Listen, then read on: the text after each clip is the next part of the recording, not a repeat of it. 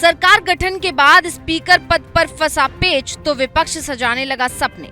लोकसभा के स्पीकर को लेकर एनडीए सरकार में नहीं बनी बात तो क्या टूट जाएगा गठबंधन?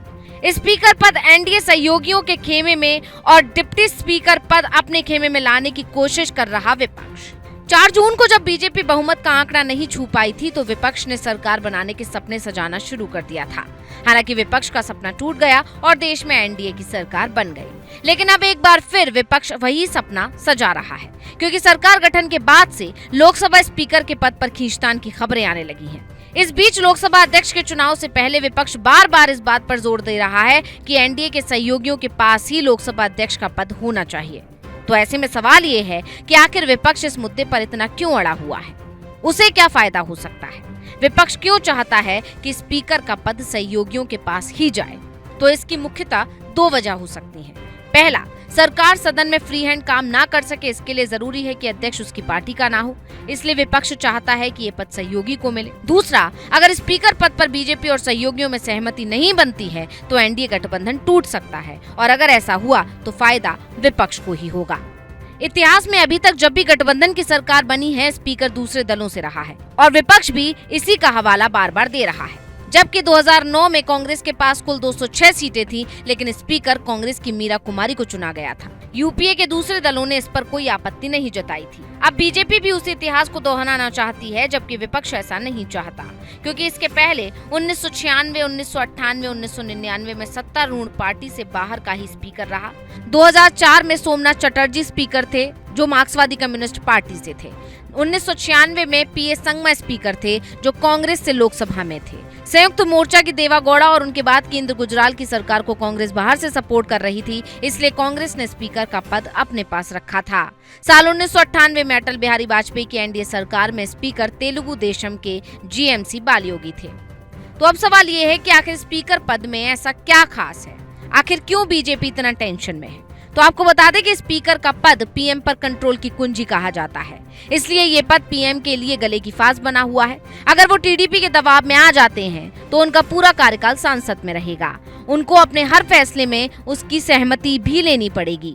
जाति जनगणना से लेकर मुस्लिम आरक्षण पर रोक लगाने के उनके इरादे तो खत्म होंगे ही, साथ ही नागरिकता कानून के मुद्दे को भी ठंडे बस्ते में डालना पड़ सकता है।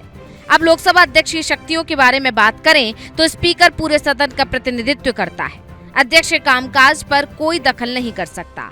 अध्यक्ष ही लोकसभा की पूरी शक्ति रखता है। अध्यक्ष निष्पक्ष होता है और पूरी स्वतंत्रता उसके पास होती है।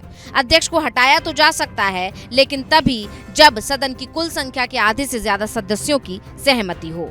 संविधान के अनुच्छेद 100 के अनुसार अध्यक्ष किसी भी मामले पर मतदान में अपना वोट नहीं देता। अगर मतदान के दौरान मत बराबर हो जाता है तो अध्यक्ष अपना मत दे सकता है। अध्यक्ष की ताकत का अंदाजा इस बात से लगाया जा सकता है कि 1999 में सिर्फ अध्यक्ष के एक फैसले के चलते अटल बिहारी वाजपेयी सरकार मात्र 1 वोट से गिर गई थी। सिर्फ यही नहीं, ऐसे और भी कई मौके रहे हैं। इसलिए विपक्ष चाहता है कि अध्यक्ष पद बीजेपी को ना मिले, स्पीकर पद सहयोगी को मिले और डिप्टी स्पीकर पद पर विपक्ष बैठे। यानी विपक्ष बीजेपी के हाथ से सारा कंट्रोल लेना चाहता है। इसके अलावा विपक्षी खेमा लोकसभा में मजबूत स्थिति में है। ऐसे में उसे उम्मीद है कि डिप्टी स्पीकर पद विपक्ष के किसी सांसद को मिल सकता है। ऐसा इसलिए क्योंकि डिप्टी स्पीकर का पद विपक्ष को देने की परंपरा रही है। 16वीं लोकसभा में एनडीए में शामिल रहे अन्ना द्रमुक के थम्बी दुरई को ये पद दिया गया था, जबकि 17वीं लोकसभा में किसी को भी डिप्टी स्पीकर नहीं बनाया गया था। हालांकि बीजेपी स्पीकर पद अपनी पार्टी और डिप्टी स्पीकर पद गठबंधन दल को देने के मूड में है।